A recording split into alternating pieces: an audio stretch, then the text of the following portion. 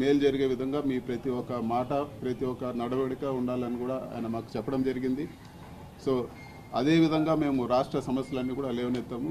మరీ ముఖ్యంగా ఈరోజు పెద్ద నష్టం మనకి ఏదన్నా ఈరోజు రాష్ట్రానికి జరుగుతూ ఉందంటే ఏపీ రీఆర్గనైజేషన్ యాక్ట్లో పోలవరం ప్రాజెక్టు పూర్తిగా నిర్మించిస్తామని చెప్పి మాట ఇవ్వడం జరిగింది.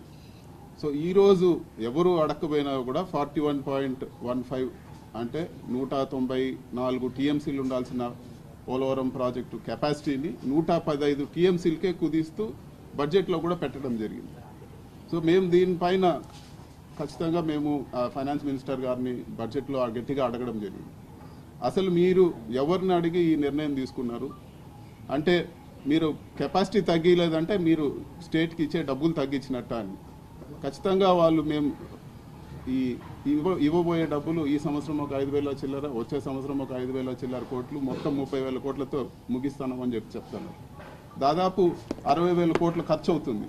అంటే ఈ 30,000 కోట్లు గ్రాంట్ ఏదైతే ఉందో అప్పులు తీసుకునే పరిస్థితి కాదు, మనకు గ్రాంట్ రూపంలో ఏదైతే రావాల్సి ఉందో రాష్ట్రానికి రావాల్సి ఉందో మన హక్కుగా విభజన చట్టంలో ఏదైతే ఉందో అది నష్టమే కదా అని చెప్పి కూడా మేము అడుగుతా ఉన్నాము. అదే మేము ఈరోజు పార్లమెంట్లో గట్టిగా అడుగుతాము.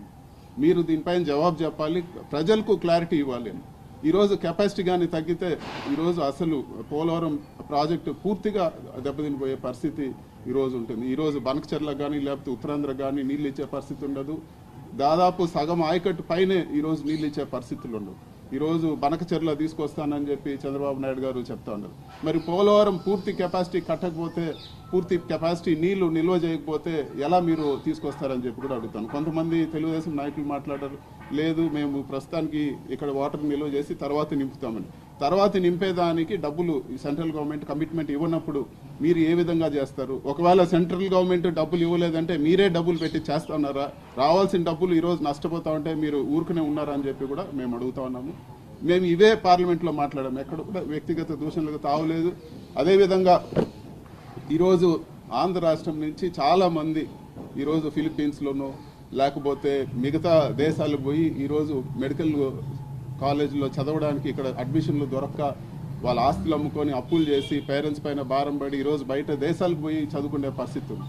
చాలామంది కూడా సెకండ్ టర్మ్ అని ఇలా సెకండ్ అటెంప్ట్ థర్డ్ అటెంప్ట్ అని చాలా వాళ్ళు మనోవేదనకు గురై చాలామంది ఉన్నారు.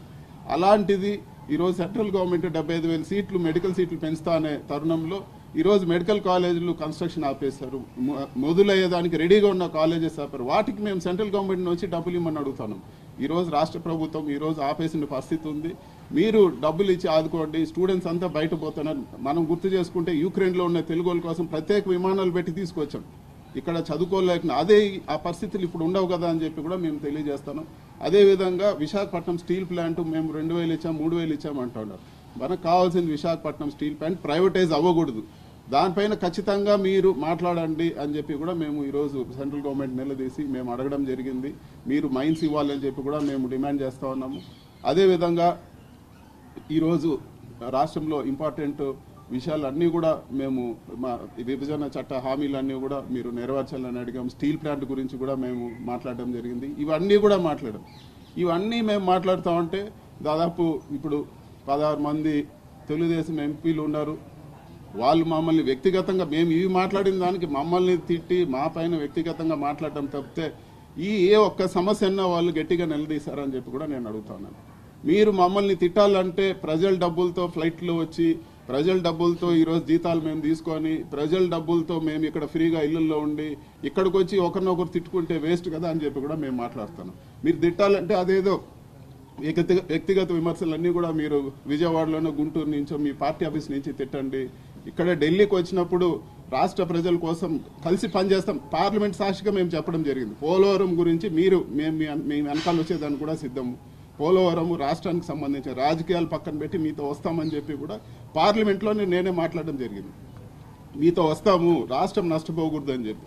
మరి ఇంతగా ఉన్నప్పుడు అవన్నీ వదిలేసి వ్యక్తిగత విమర్శలు చేసే తప్పు కదా అని చెప్పి కూడా మేము అడుగుతున్నాం. 16 మంది ఎంపీలే కాదు ఈరోజు ప్రభుత్వమే మీ వల్ల నిలుస్తుంది అని చెప్తా ఉన్నారు. మళ్ళీ ఆ రిజల్ట్ ఆంధ్రాకు ఎక్కడ కనపడతా ఉంది? ఆ రిజల్ట్ కనపడాలి కదా. పోలవరం ప్రాజెక్టులో డబ్బులే తెచ్చుకోలేకపోతే ఇంకా మీరు ప్రభుత్వంలో ఉండి ఏం ఉపయోగం అని చెప్పి కూడా ఈరోజు మేము అడుగుతా ఉన్నాము. అదేవిధంగా తెలుగుదేశం ఎంపీలకు కూడా చెప్పేది ఏమంటే, మీరు రాష్ట్ర ప్రయోజనాలకు మీరు మాట్లాడండి, ధైర్యంగా మీరు మీ గవర్నమెంట్లో మీ కూటమిలో ఉన్నారు, మీరు మాట్లాడాలని చెప్పి కూడా కోరుతాను. వ్యక్తిగతంగా మీరు మాట్లాడాలంటే అది మీ విజ్ఞతకే వదిలేస్తా ఉన్నాను. Thank you.